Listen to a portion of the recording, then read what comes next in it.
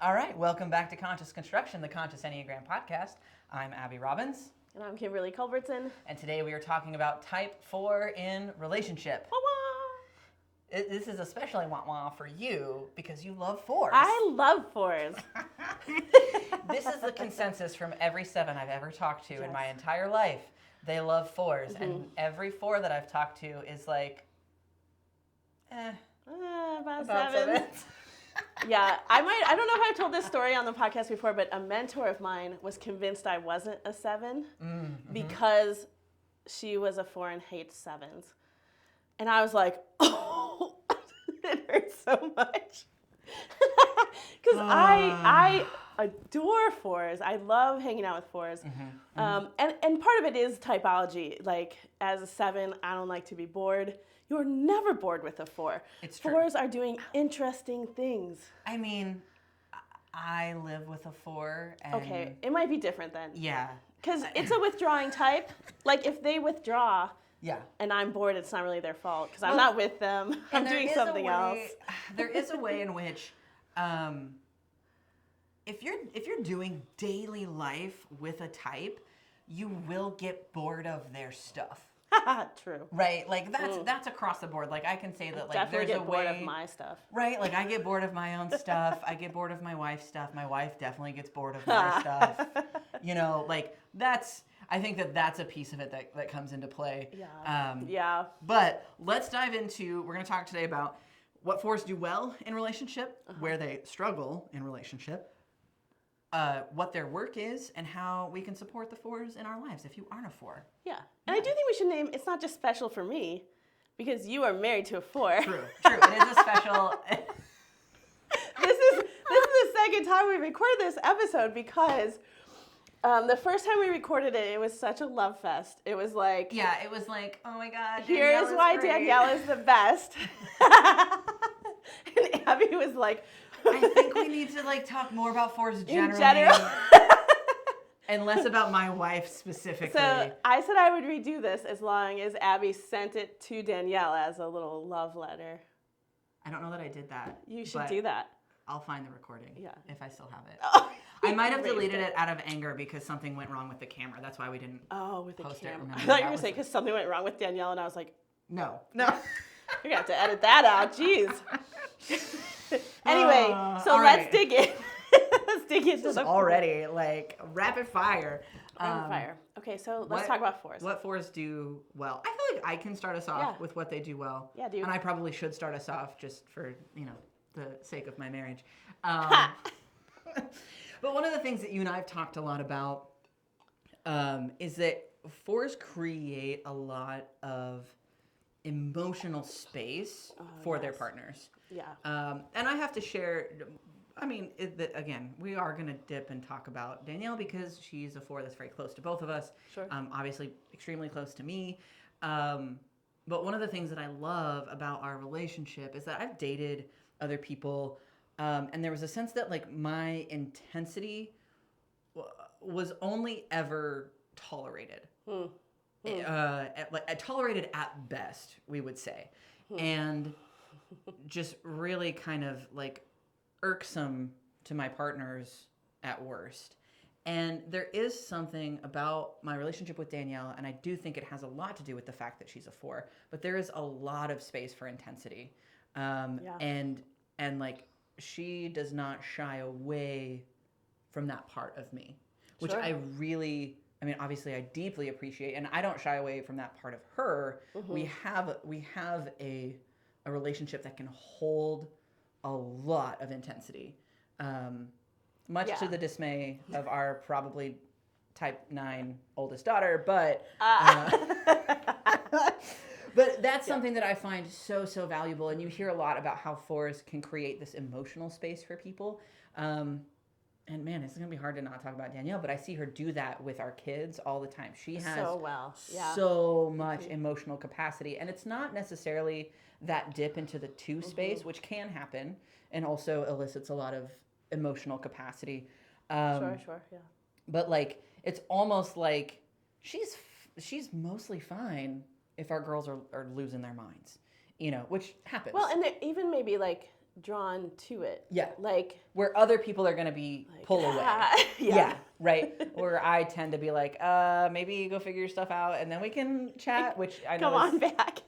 yeah. But it's like, it's a good thing that they have at least one parent who moves towards that. And then, you know, they can come to me when they want to tell jokes and have fun. Yeah, I definitely share. I mean, we are neighbors as an 8 and a 7, and both assertive types. But for me, the space that 4s create for negative emotions makes them some of the safest people for me when I'm having a hard time. Because as a 7, I definitely feel like I always have to show up more like the clown. Like I should have my happy face on. To the point where when I don't, people in my spheres will be like, what's wrong with you today? Why aren't you smiling?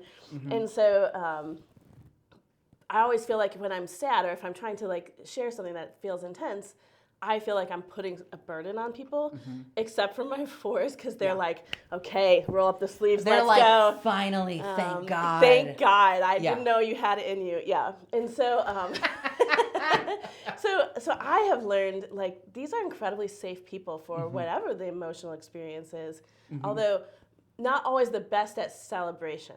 So True. They don't have as much access to that. But I'll just bring that as a 7. Yeah. So I do think no matter what your type is, you have a person with a high capacity for making space and even taking joy in sharing your emotional space, which is incredible.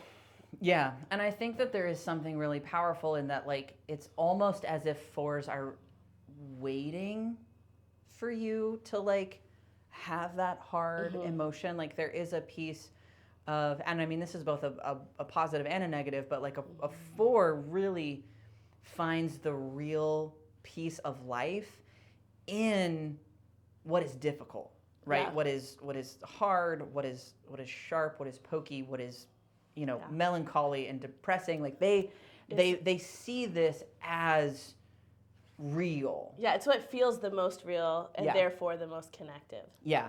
And so in some ways, like, they are kind of waiting for everyone else to, like, meet them in this real space of theirs. Sure, yeah. And I think 4s also curate experience, and they're interested in doing unique things. And so when you're in relationship with a 4, I think something else that they bring to the relationship is a lot of beauty and a lot of artistry and a lot of, like, slowing down to take notice of things that I might just fly past. Yeah. And so if you are open to that, if you kind of go along, they're also bringing, like, a new lens on the world, I think. Yeah, and that might be one of the things that, I mean, especially, right, again, we're neighbors on the Enneagram, 8 and 7. There is something about the way 4s see the world that it is really unique, right? They are taking a different perspective on things that, like, we don't really have direct access to as a 7 and an 8, right? Like, you know, 5s definitely have a similar kind of lens on things, but we have direct access to that through our arrows, right? So we can vibe a little bit more with the 5 point of view, where the 4 is we neither of us have any direct line to 4, and so you know, we share some things in common, but we don't have that direct lens that we can, like, see it in our everyday lives. And so I think that that's a really valuable thing for people, that, like, even if you do have a direct line to 4, 4s offer something really unique in that space. Yeah, absolutely. Yeah. So where do you think 4s struggle in relationship? or should I start on this for the sake of your relationship? You kick us off, and then I'll follow up and fill in the gaps. Sure. Well, 4s are a withdrawing type, and when you put that melancholy and that kind of almost curating of what is hard and pokey, as you put it, with a withdrawing instinct, the 4s can often feel sort of far away, and they have this push-pull of, they kind of want you to go find them in the far away. But they don't want you to actually find them. But they want you to make an effort to find them. But then when you find them, sometimes they're going to push back, like, I'm trying to be alone here, or I'm mad and I want to be over here. But if you don't go find them, they'll be like, you don't love me. Yeah. And so there's because of that push-pull, especially when the 4 is in their, like, really funky space and they're curating that funk, if you're not a person who appreciates that. And you probably aren't. Unless you're a 4 duo, which, oh my gosh. I've never heard of that. If you are a 4 in a we relationship would love to know. with a 4, please drop a comment below. Please get in touch with us, because I've heard of some types, like 9-9 is really common, 1-1 is really common, you are 7-7, Yeah. but I've never heard of a 4-4. Yeah, it's so interesting. How would they find each other? They'd just be like. Anyway, that can be a hard dynamic. Yeah, the push-pull of the 4 is a real challenge, because this is the thing about 4s, right? There's so much literature about how 4s want to be understood, but I'm going to break this down for you. 4s... But be nice. I mean, yeah, but also we're going to get real. We're going to get real. This is actually something I was talking with Danielle about. It's not that the Enneagram is mean. It's that it's so accurate, it hurts. Yeah. Right? There's nothing mean-spirited about what I'm about to say. Sure. It just might be really accurate, and you might find that like, uncomfortable. Yeah, right? And we all feel it, right, in different times. But 4s want to be understood, but they want to understand themselves as incapable of being understood. Right? So 4s are cultivating an identity of being so misunderstood that they won't accept or don't want to accept when someone sees and understands them. Right? It's a threat to them. They're longing for something that immediately sort of discounts what their identity is anchored on. Yeah, and so, I mean, a very common phrase that is said in our household, I won't say by who, is stop perceiving me. Like, I've heard this phrase often, actually. Yeah. Yeah. Like, Abby will say something, and Danielle will be like, stop perceiving me.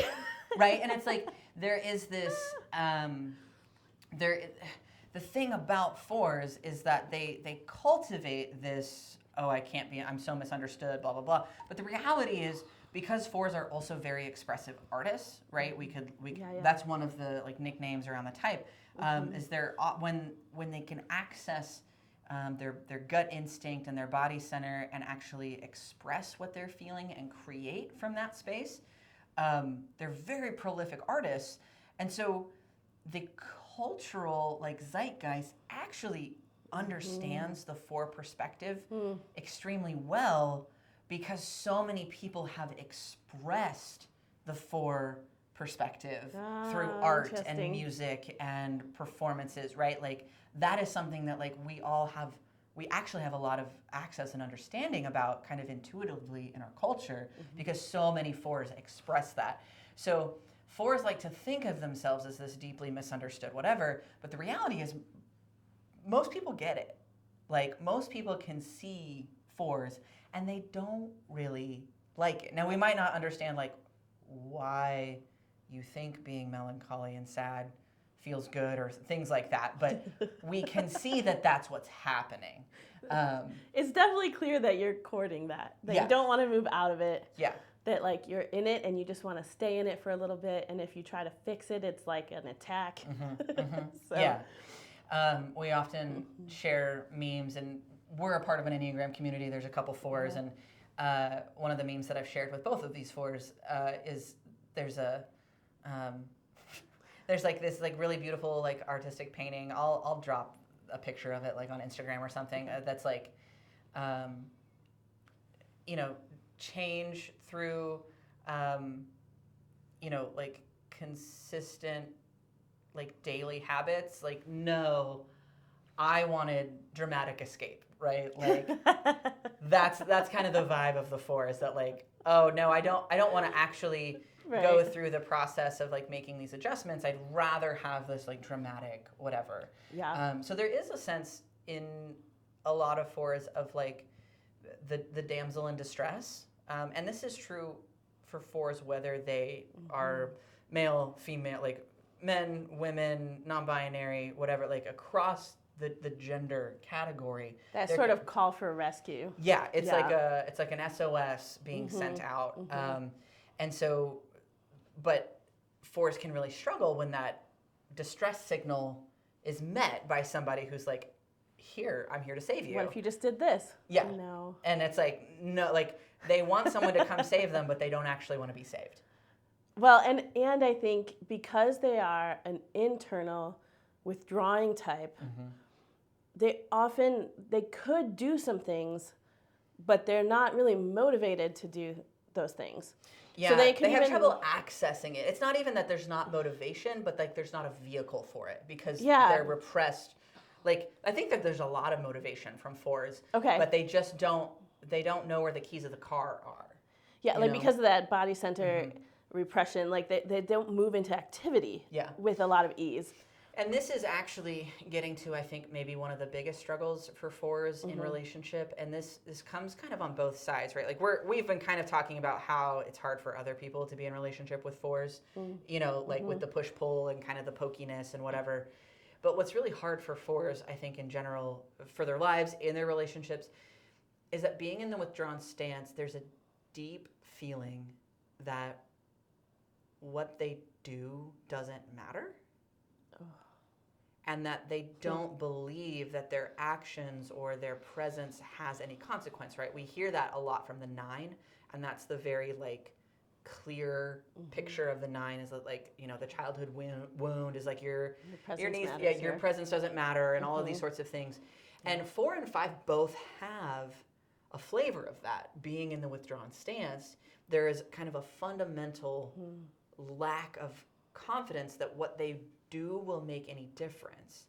And how this can play out in relationships, it's a real struggle for 4s because they don't have that access right to the vehicle to get them where they want to go, but they desperately want to go there. And I think, you know,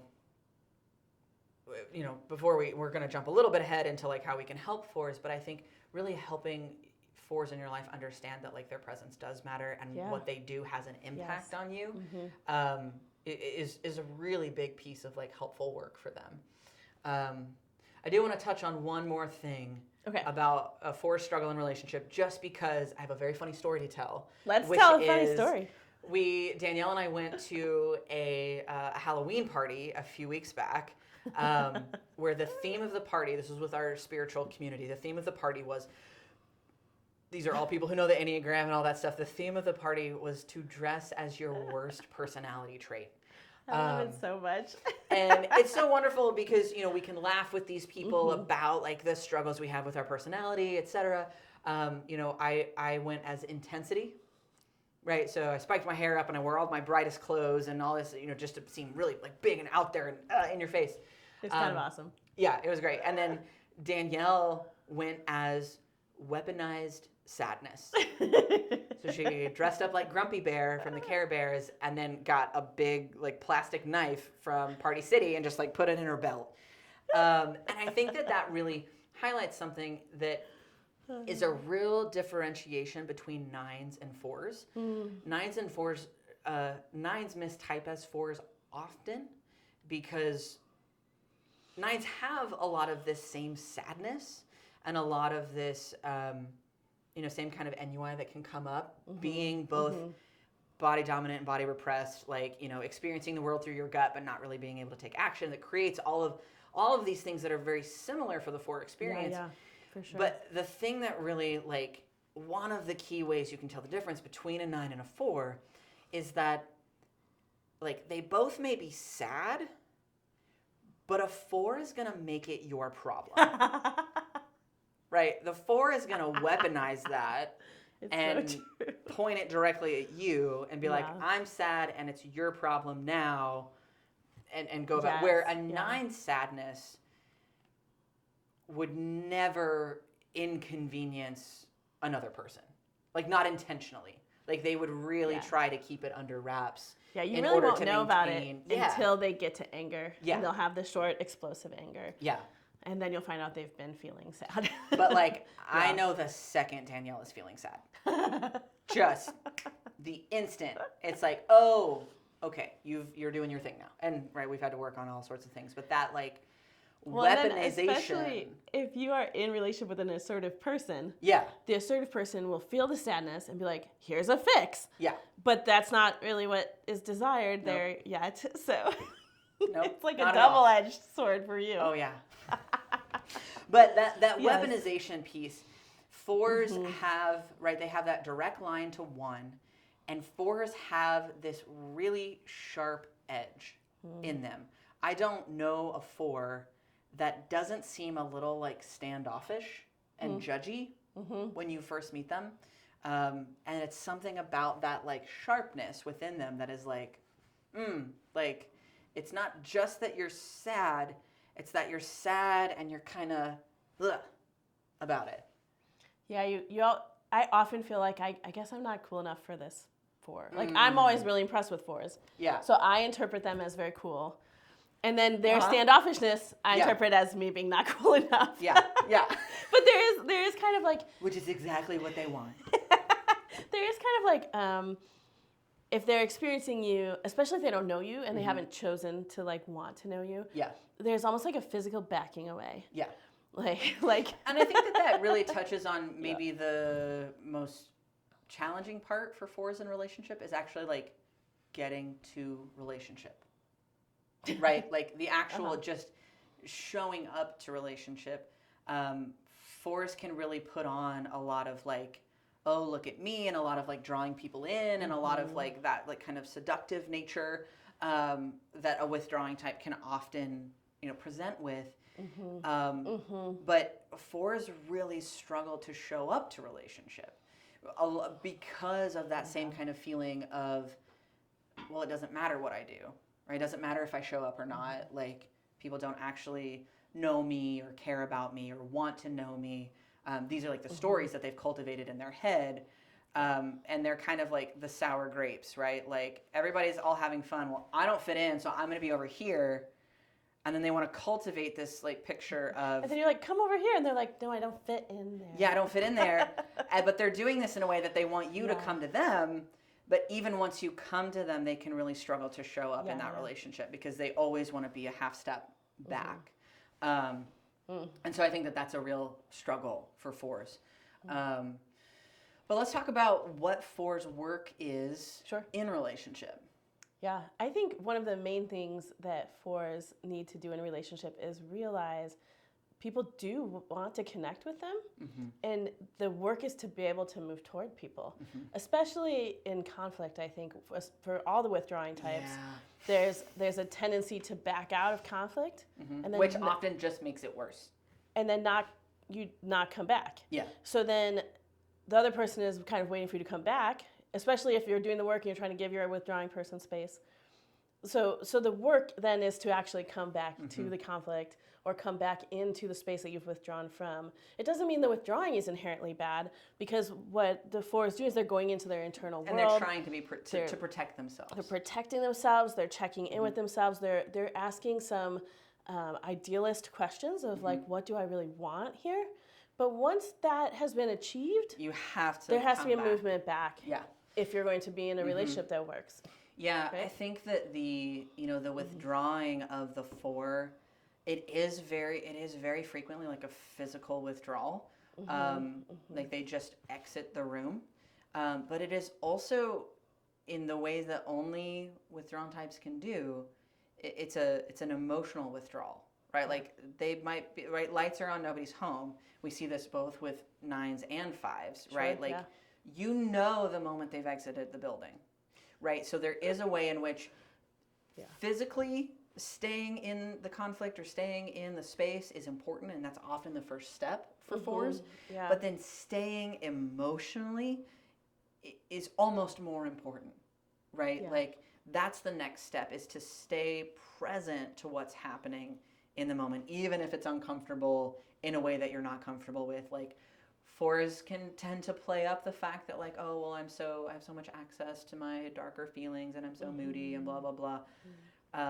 But there's a way in which being truly present to what's really happening, it's not enticing to a four, right? Because the present moment is often a lot less interesting, a lot more mundane, even in even in the midst of conflict or like a difficulty with a partner or a friend, Yeah. the reality is often much less romantic and beautiful or whatever. Like it doesn't have the oomph that a 4 might want, and then therefore they feel really overly vulnerable, not being able to like amplify their emotions or the emotions of the moment, and having to stay emotionally present. So they often choose to just back out. Yep. And I think you see that not only in conflict, but also in moments of joy. Absolutely. Because the 4 struggles with envy, they feel like everybody else has it easy. And to a certain degree, it's true in a way, and it's true for all of us in a way. But like most of us are not experiencing the emotional range that a 4 is experiencing. We're not experiencing the same depth of melancholy. But because that envy piece is in the relationship, when something is going really bad or something is going very good for your partner or for your friend or for your colleague, it's really hard to be with that and to celebrate that. Yes. So and it can immediately go to, well, I wish that was me, or I never get those chances, or whatever the sadness that even if they don't really want it. Even if that's not anything that's like on their radar, if it's something really good, the act of celebrating another person is so challenging for a 4. And it's not the emotions that they live in the first place. Yeah. So they have to both access those like happy emotions and put aside their comparison that is so inherent in that push-pull of I want to be seen but I don't want to be seen. And so because of that, there's like kind of a double whammy. It's very hard for 4s to show up in moments of celebration. And so I think when you are in relationship with another person who especially is not a 4, being able to kind of make space for the good things is part of the work. Yeah. And like celebrating it, even if you feel silly or basic or whatever, like just stepping out and meeting that moment is important. I have seen some 4s really hack this in celebrating through unique gifts. Because then they can put their unique lens on things and that way that they see and that artistry into play and have a meaningful celebration without having to like have the basic jump up and down kind of yay. You know, you don't get the instant high five, but you get a thoughtful celebration later. So I've seen some 4s hack it that way. I like that. That's a great thing. I think another piece of work for the 4 is really, I mean, we've talked about like showing up and staying like physically present and emotionally present, but just like learning that like not everything, I guess it's like a disengagement from the drama, right? Like 4s want so badly to like amplify everything that's going on and really just allowing a feeling to be what it is challenging for 4s. So it's like, it's not just that they're sad, it's that the whole world is falling apart, right? Like, and so this amplification and this kind of like dramatization of their own experience, it serves to create this, image or this like identity of being unique or special or whatever, but really working to let that go in order to be in the moment and to be real and like authentic. Like 4s are all about authenticity, but they're like trying on all these identities and whatever. Sure. A friend of mine, or not a friend, it was a client actually, was talking about a 4 in their life, and they were like, there's not a secret you in there. And I was like, that is so brilliant for 4s. There's not a secret you. Like there's not some undiscovered you in there that you have to find to be authentic. Like you are you here and now. Like the you of this moment is you. And I think that's a really like helpful piece for 4s to hold on to. And then this client is a 7, and then they kind of went off on how that's true for everybody. I was like, actually, I think that there might be a more real emotional you as a 7. Right. I'm like, I don't know if I buy that there's not a secret you to most of us. Yeah. But if you're constantly seeking that secret. Yeah. To the extent that you can't be present in the current moment. Yeah. Then you, And it's the, like you've the missed you that all you of are it. right now. Yeah. Right. No, like I believe wholeheartedly, like there is an essence, right, deep within us. Sure. But Underneath the personality. Yeah. But seeking all of these different images, is not connecting with essence. Yeah. Right. Yeah. You can't really use your type to get beneath your type. Yeah. In right. any of them. And if for any of us, it's true. Yeah. So that's one thing that like I will offer for is that like the you that is right here, right now, the you that is doing laundry, the you that is, like going to work and doing all of these normal things, like that is you, and that is good, and that is everything, like that is good to be. And I we often talk to Danielle about like, yes, baby, you're special, just like everybody else. And her response is always, I want to be special in a special way. And it's like, sorry? Me too. Right? That's something 4 and 7s share. You Exactly. want to be special in a special way. Heck yes. So I think that that's something really powerful for the 4s to like grab hold of, that like it's okay to just be you. Yeah. Yeah. How can we help 4s in our lives? I don't know if it's helpful, but I spend a lot of time with my 4s telling them how much I really enjoy them, which might be more of my 7ness. But I'm consistently shocked at how much 4s don't like being 4s and how they are like, nobody really enjoys me because I'm sad. And I feel like this is so I enjoy you so much. But then it's uncomfortable to 4s when you really get in their face about how much you enjoy them. So I don't know if that's how you support them, but it is some of their work. I think on some level it is, because they need to hear it, and they need to hear it over and over and over again, because 4s, they do believe that like they don't matter and that nobody could possibly love them, that they are, fundamentally like broken and flawed and all of this stuff. Like this is part of the image that they're cultivating. But like not to put Danielle too much out there, but we have conversations all the time where she's like, well, nobody likes me. Like, nobody wants to hang out Danielle. With me. And I'm like, it's just like patently false. Because like if you are the person in the 4's life, you see it play out where people are enamored with them and people want to interact with them. And not just because of the airs that they put on or the image that they're cultivating, but because there is something really, truly special here. Yeah. I comment all the time about how like we'll go to social engagements, and like even if they're my friends, like my friends don't really care about me. They want to talk to Danielle. Like we went to that Halloween party, and it was just like all night people were coming up to me and telling me how wonderful my wife was, and I'm like, yeah, I know, but like that was what I heard. But I know. Yeah, she doesn't know, but I know. So I do think there is something really valuable in that, and especially if you can do it in a way progressively to allow the 4 to hear it.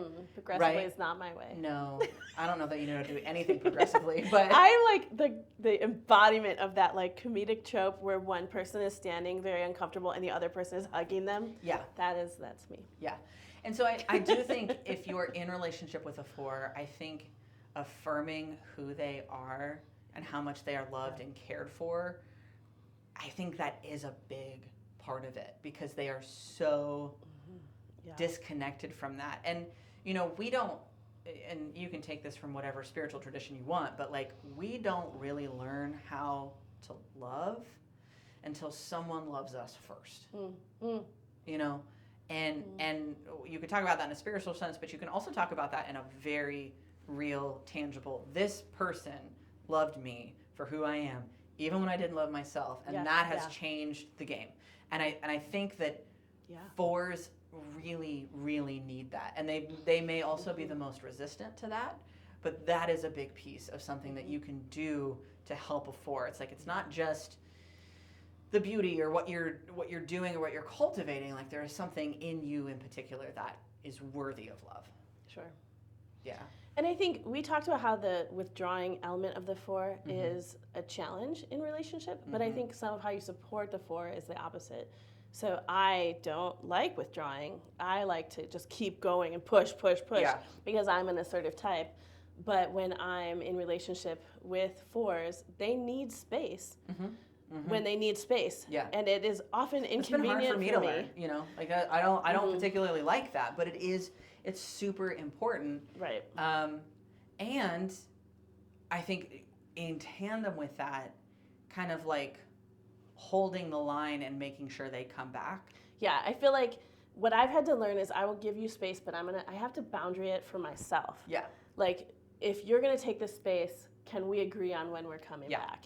Yeah. Can we agree on, like, by this time you're going to make a choice here, or whatever the case is. And that helps bridge that gap. Because if you're not with a withdrawing person, they don't want that space. Yeah. They're waiting. Yeah. And I think, you know, something that's kind of gone hand in hand with that for Danielle and I is like the withdrawing is so fundamental. It's so deeply unconscious that like I sometimes have to like point out to Danielle like, hey, I can tell that you left. And that's something that I think can be really supportive for a 4. Just that reminder of like, or, you know, just like somebody would tell me like, oh, you're being really intense right now, or, you know, do you have to go so hard in this direction, etc. Like, just kind of holding up that mirror and being like, I think maybe you've like pieced out. Do you want to come back? Do you want to tell me why you know, what about this was too much? Like, and if you can do it in a way that is more curious than judgmental, like, well, I can tell you've left, is like not going to be as helpful as I can tell you've left. I can tell you've left, and I'm just a little bit curious, like, is there something that made you want to withdraw that I could understand? Is there something you wish I knew in this moment? Yeah. And so, like, whenever we get curious instead of judgmental, always so much better. It's going to help us in relationship to hold up the mirror with curiosity and care. Yeah. Yeah. Yeah. Well, I think that's a pretty good wrap up of 4s.